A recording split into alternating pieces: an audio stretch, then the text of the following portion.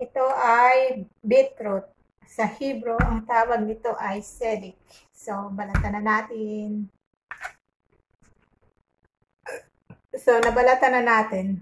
Ngayon ay ikakat na natin siya into cubes.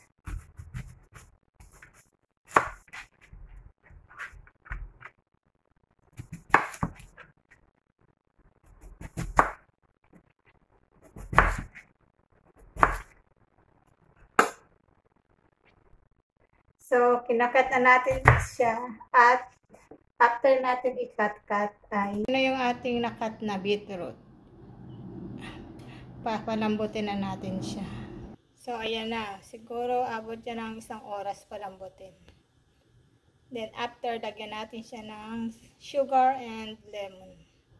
Pag malambot na. So, mag-add tayo ng sugar. Sugar nga ba ito?